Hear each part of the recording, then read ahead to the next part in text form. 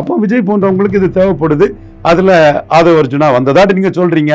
எனக்கு அது இன்னும் கன்ஃபார்ம் ஆகிட்டு கத்திரிக்காய் முத்தனா சந்தைக்கு வந்து போகும், தெரிஞ்சு போகுமே.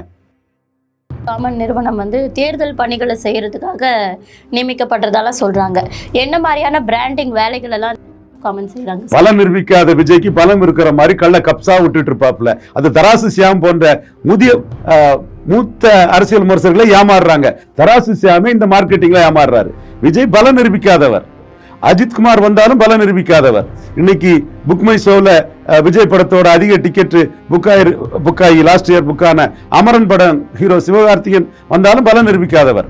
விஜய் 214 கேண்டிடேட் போட்டா ஒரு பலத்தை நிரூபிக்கலாம். அதுல எந்த மாற்றமும் இல்லை. அது ஒரு பலத்தை அவரால் நிரூபிக்க முடியும். அந்த பலத்துக்கு நிரூபிச்ச பிறகுதான் அதை டிரான்ஸ்பர் பண்ண முடியும். இவங்களா கற்பனையாட்டே ஒரு பலத்தை நிரூபிப்பான்னு சொல்லுவாங்க. பிம்பத்தை கட்டமைக்கிறாங்க. ஒரு பலத்தை நிரூபினா அது கைக்குள்ள வர்றதுக்கு முன்னாடியே இவரு டிரான்ஸ்பர் பண்ணிடுவாங்க. கையில இல்லாத பொருளை எப்படி இன்னொருத்தர் கொடுக்க முடியும்? விஜயகாந்த் 10.5 ஜெயலலிதா அம்மையாற்ற கொடுத்தாங்கன்னா 8.3 எடுத்தாரு, 10.5 எடுத்தாரு. அவர் கையில வந்தது, கையில வந்ததை கொடுத்தாரு. இது கையில வராததை ஒருத்தர் எப்படி கொடுக்க முடியும்?